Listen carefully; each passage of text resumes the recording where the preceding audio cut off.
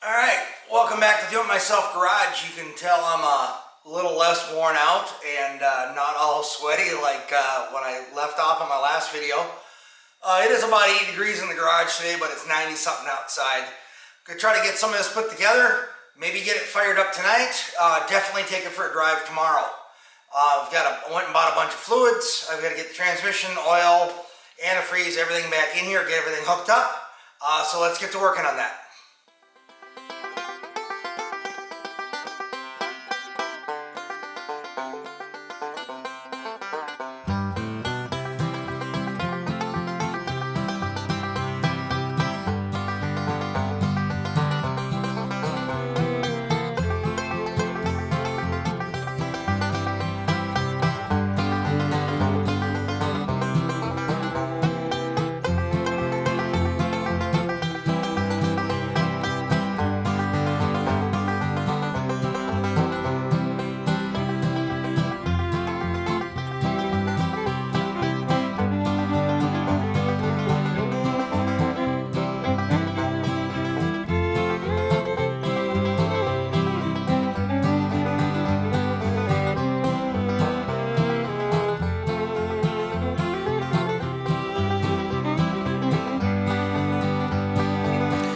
Is it me, or are they making hose clamps cheaper and cheaper and cheaper these days?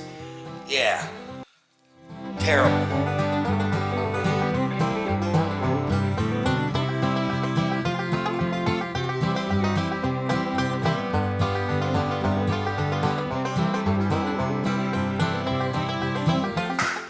Sorry, I know you really can't see what I'm doing here. Just hooking these lines back up.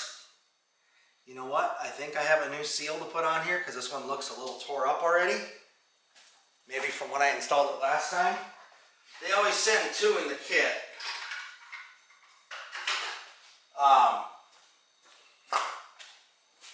And definitely replace it if you need to.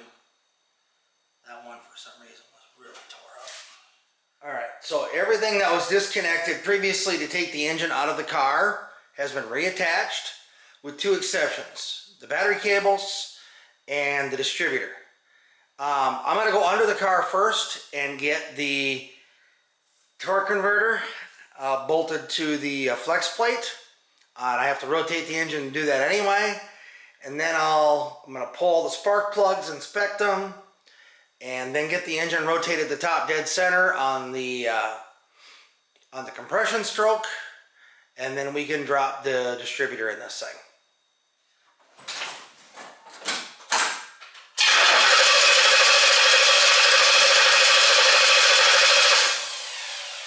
No fuel with the carburetor. I didn't put any in there. There we go.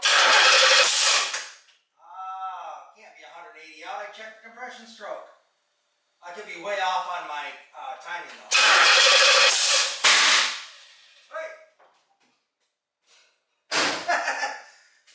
Off of my timing, definitely. Alright, flip to 180.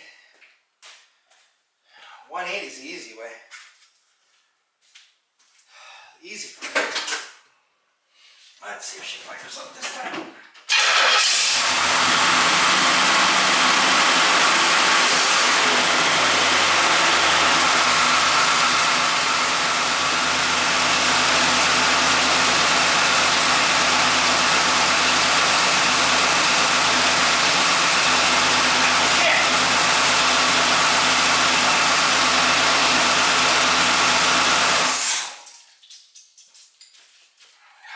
God, I hope I didn't strip that out.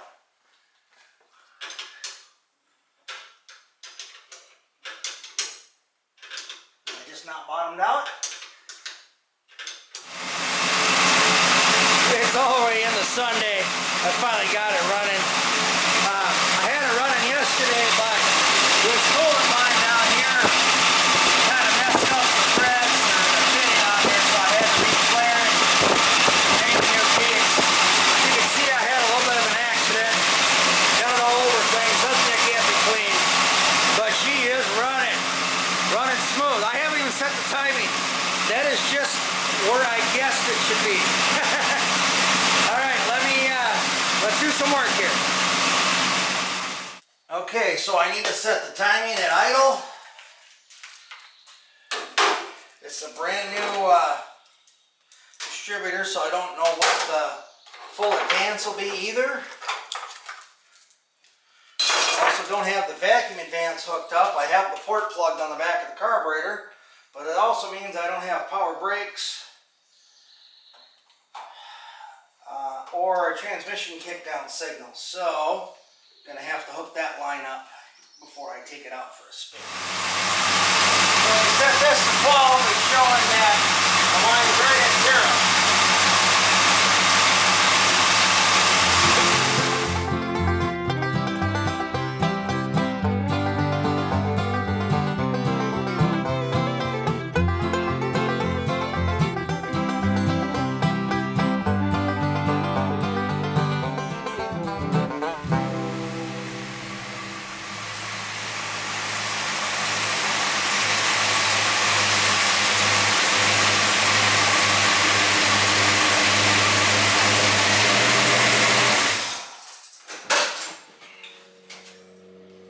Alright, it runs and it drives.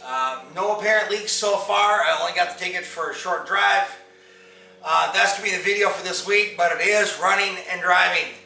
Got the new distributor on there. I don't even have the wires where I want them yet. I just wanted to make sure it was going to run. I had good oil pressure. Actually, even higher oil pressure than before, and I'm using 1540 instead of 2050. So the oil pump's doing an even better job pumping the lighter oil, so that's great. Hopefully that won't be too much of a strain on that gear, but it is getting oil down in there now with that small hole. When I was priming it, I was getting oil all over the primer. I'm going to check this about every 50 to 100 miles to make sure I'm not getting excessive wear on that melanized steel gear. Then I should be good. So thanks again for everybody for following along. Not a lot of detail this time. I don't do a lot of detail stuff. This is more just following along. This is what I did. This is what I ran into. But she's running again. I want to get this hood put back on the car so I can get the rest of my garage cleaned up and get some room in here. And then I can actually start enjoying the car, maybe take it to a couple of car shows. I've got some stuff under the hood, or under the dash I need to take care of yet. Not everything under there is working. So now that I've got it running, I know I have good oil pressure. I'm going to disconnect this mechanical oil pressure gauge and get it hooked up to the one in the dash. And that'll be one less thing on my list to do. Thanks again, everybody, for liking, subscribing, following along, comments. I guess we'll see you in the next video. Take care.